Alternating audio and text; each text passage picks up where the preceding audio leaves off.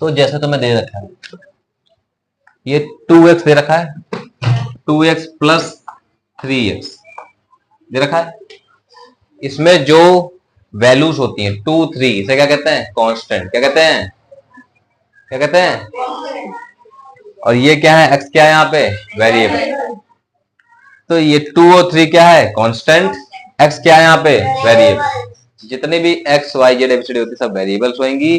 1 2 3 4 जो जितनी वैल्यू होंगी क्या होंगी? कांस्टेंट। किसी भी एक्सप्रेशन को लिखते टाइम याद रखना है कि वेरिएबल बाद में लिखते हैं, कांस्टेंट पहले। यहाँ तक कोई डाउट? तो इसको हम अलजेब्रा हम कर रहे हैं, इसमें ऐड करते हैं यही एक्स वाले क्वांटिटीज वाई वाली क्वांटिटीज किसके साथ है? किसके साथ? कांस्टेंट क्वांटिटीज के साथ। जैसे इसको ऐड करना है, प्लस इसमें 5 ऐड करना है, प्लस 3x दे दिया, इनको ऐड करना है, माइनस 2x दे दिया। ये तुम्हें दे रखा है, मान लो एज्यूम किया हमने कि हमें दे रखा है, उसको क्या करना हमको? कि इसे सॉल्व करना। तो इस एक्सप्रेशन को सॉल्व करने के लिए हम करेंगे क्या? 2x 3x 3x, 2 और 3 5, 5 और 3 8। अब देखो ध्यान रखना है, कभी तुमने पढ़ा लाइक टर्म और अनलाइक टर्म पढ़ा होगा। देखो यहाँ पे यहाँ x है, इसके साथ क्या है? x। इसमें क्या है? x। यहाँ क्या है? यहाँ क्या है? x x वाले के साथ ही जुड़ेगा और x x वाले के साथ ही सब्ट्रैक्ट होए, किसी और के साथ ना जुड़ेगा ना घटेगा ना किसी और को। x अगर मान लो यहाँ पे कोई और नहीं हमने लेट के एज्यूम कर ले, यहाँ पे 3xy हो गया यहाँ पे, ठीक है। अब देखो यहाँ पे जब यहाँ पे ये x वाला सिर्फ x के साथ ही प्लस माइनस हो सकता, ये xy वाले के साथ नहीं जुड़ेगा। ये वेरिएबल, ये जो कांस्टेंट क्वांटिटी है जैसे 5 है, इसका कोई x भी नहीं, कुछ भी नहीं, y नहीं, कोई वेरिएबल नहीं है।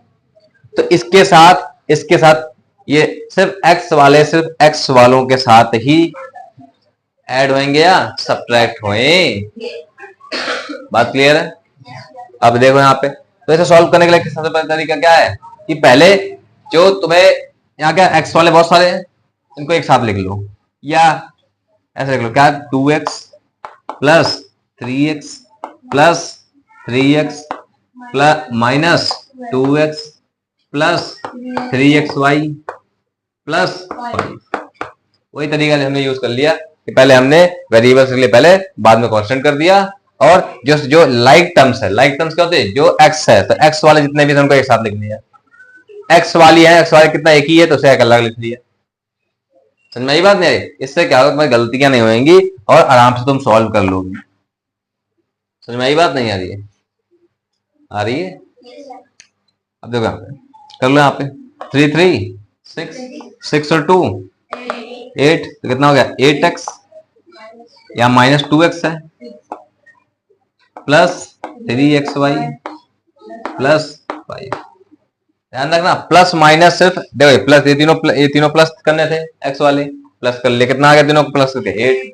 अब देखो x x वाला तो माइनस हो जाएगा, लेकिन ये इससे ना प्लस होएगा ना माइनस होगा, तो इसको सॉल्व कर लो। 8 प्लस 2 का कितना बचिया? 6x प्लस का 3xy प्लस 5। ये जो बच गया, ये लास्ट में दिखाई दे रहा है, 6x प्लस 3xy प्लस 5, ये जो बचा, इसको आगे हम सॉल्व नहीं कर सकते। समझ में आई बात? नहीं आ रही है? क्यों सॉल्व नहीं कर सकते हैं?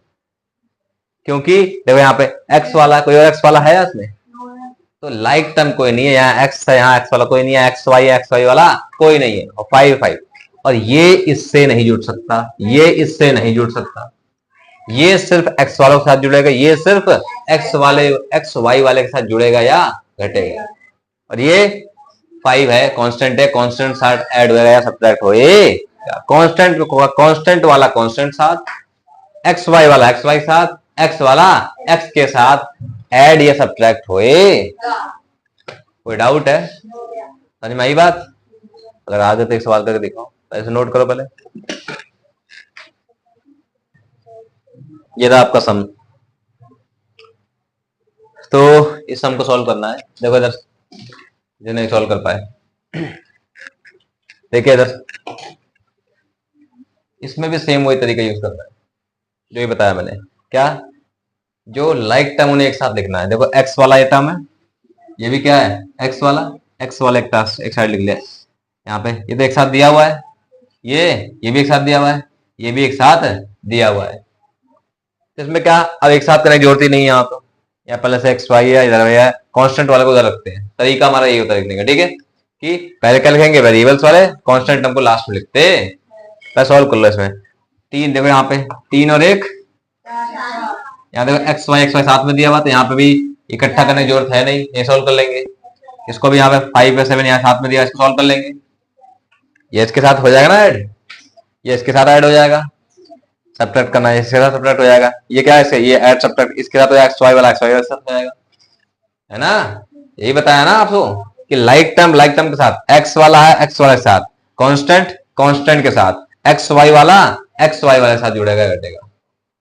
कितना 3 और 1, कुछ नहीं, यहाँ एक्स का कुछ नहीं तो क्या होता है यहाँ पे 3 और 1 कितना हो गया 4x। यहाँ देखो यहाँ पे ये प्लस का है ये, तो यहाँ देखिए ये 5 माइनस 7, तो बड़ा कौन है इन दोनों में 7, -7 बड़ा है, और छोटा कौन है 5। तो मैंने आपको बताया था कि हमेशा अगर साइन क्या दोनों के अलग अलग है, ये प्लस का है ये माइनस का, जगह साइन अलग हो तो क्या करेंगे घटेगा, बड़े में से छोटा घटेगा, सब्ट्रैक्ट होएगा, जो लार्जर नंबर है उससे स्मॉलर नंबर सब्ट्रैक्ट होएगा। लार्जर नंबर क्या है यहाँ पे 7, स्मॉलर नंबर क्या है यहाँ पे 5, तो 7 में 5 गया कितना बचा, लेकिन साइन किसका आएगा, ये बड़ा कौन है माइनस का 7, बड़ा कौन है 7 है, 7 का साइन क्या है माइनस का, तो साइन किसका आएगा माइनस का। सेम चीज यहाँ पे देखिए, यहाँ पे पढ़ा जाने दीजिए उसे, देखिए यहाँ पे सेम चीज, यहाँ देखिए यहाँ क्या है 3, यहाँ क्या है 8 है, यहाँ क्या है 3, बड़ा कौन दोनों में से यहाँ पे देखो एक्स वाई वाला ऐसे पढ़ा रहेगा, एक्स वाई वाले छेड़ेंगे नहीं, छेड़ेंगे किसको नंबर को, यहाँ 8 है यहाँ पे 3 है, एक्स वाई वाले छेड़ेंगे नहीं, ऐसे पढ़ा जाएंगे क्योंकि उससे कुछ नहीं फर्क पड़ता, जुड़ेंगे घटेंगे, क्या घटेंगे नंबर जुड़ेंगे घटेंगे, इसे कोई फर्क नहीं पड़ेगा। यहाँ एक्स वाला था एक्स ऐसे रहेगा, यहाँ एक्स वाई रेडी रहेगा, बस क्या आएगा प्लस माइनस क्या होंगे, ये जो कांस्टेंट क्वांटिटी, कांस्टेंट क्या है यहाँ पे क्या है 3, तो 8 में 3 प्लस करोगे माइनस के 8 में 3, देखो तो इसका साइन माइनस का साइन क्या है, जब ये प्लस का साइन निगेटिव साइन अलग है दोनों के, क्या होंगे सब्ट्रैक्ट होंगे, अगर साइन अलग है क्या होंगे सब्ट्रैक्ट होंगे, किसमें से बड़े में से छोटा, तो 8 में से 3 गया कितना बचा समझ में आई बात नहीं आ रही है, तो क्या हो गया माइनस का 5, एक्स वाई लगा तो एक्स वाई लगा रहे, ये मैंने बता दिया आपको, कॉमन लेना मतलब समझाया मैंने पिछले स्टेप बताया, समझाया। जिसको समझ में नहीं आया स्टेप ये कैसे हो गया देख लो, यहाँ पे देखो ये माइनस का 8xy है, ये क्या प्लस का 3xy, ये हमने कैसे सॉल्व किया, माइनस 5xy कैसे आ गया समझे आप, माइनस का 5xy कैसे आ गया, ये बोल कौन रहा है, देखिए यहाँ पे माइनस का 8xy क्या है प्लस का 3xy, तो xy इधर भी xy, तो xy क्या निकाल लिया कॉमन निकाल लिया, तो xy आ गया यहाँ पे बाहर, यहाँ क्या बचा माइनस का 8, यहाँ क्या बचा प्लस का, समझ में आई बात नहीं रही। अब 8 में 8, अब देखो यहाँ पे अब वो सब्ट्रैक्शन आता तो मुझे, बड़ा कौन है 8, तो 8 में 3 का कितना बचा 5, क्या हो गया माइनस का 5xy। अब इसका मतलब क्या हो गया, मैंने बताया था आपको कि क्या कांस्टेंट को हमेशा क्या रखते हैं पहले और वेरिएबल्स को बाद में, तो माइनस का 5xy, यही काम हमने इस पूरे काम को हमने डायरेक्ट यहाँ पे कर दिया है, इस पूरे को डायरेक्ट हमने यहाँ -5xy, समझ में आई बात नहीं आ रही है, समझ में कहां से आया -5xy, ये इस स्टेप के बाद आता, ये तुम्हारा समझने के लिए आप डायरेक्ट कर सकते हैं इस तरीके से, ये तुम्हारा समझने के लिए मैंने बताया है कि कैसे यहाँ पे ये कैसे कॉमन ले जाता है, xy यहाँ भी दोनों को बाहर निकाल लिया, कॉमन आ गया, यहाँ का बचा -8, यहाँ का बच गया प्लस का 3, अब 8 में से 3 गया, कितना बचा? 5 बचा, और क्योंकि बड़ा कौन है? माइनस वाला, तो साइन क्या आएगा? माइनस। ठीक है। अब क्योंकि लिखने का तरीका हम जानते हैं, क्या लिखते हैं? कांस्टेंट पहले लिखते हैं, वेरिएबल्स बाद में, तो -5xy। समझ में आया -5xy कैसे आ गया? समझ में आया कैसे सॉल्व हुआ? सेम ये भी ऐसे हुआ था, x कॉमन निकाल लिया था, 1 + 3 कितना हो गया? 4। तो हम क्योंकि हम क्या लिखते हैं पहले? कांस्टेंट, तो 4x। ये भी ऐसे ही कॉमन निकाल के हुआ था। ठीक है, तरीका ये, मतलब ये तुम्हें समझने के लिए है, बाकी करो डायरेक्ट में। तुम अब 8, 7, 8 में आ गए हो, तुम छोटे बच्चे नहीं हो। समझ में आई बात? नहीं आ रही है तो अब देखो, लिखने का मैं तरीका बताया तुम लोगों को। पहले क्या लिखते हैं? ये जो वेरिएबल्स वाली हैं, वेरिएबल्स वाले कहते हैं, ये यहाँ पर तो जो इसमें लिखते हैं यहाँ पहले कांस्टेंट, पर यहाँ पे इक्वेशन में जो जिसकी डिग्री ज्यादा होगी, डिग्री क्या होती है? जिसकी पावर ज्यादा होती है, उसे पहले लिखते हैं। जिसकी पावर जितनी कम होती जाएगी उसको लास्ट में लिखते हैं। तो यहाँ कितना है? 4x लिख लो, यहाँ पे माइनस का 5xy लिख लो। इसमें कोई पावर है, कोई डिग्री नहीं है, क्योंकि यहाँ पे क्या माइनस के क्या है? Constant point. इसको लास्ट में लिख दिया। समझ में आया कि नहीं आया?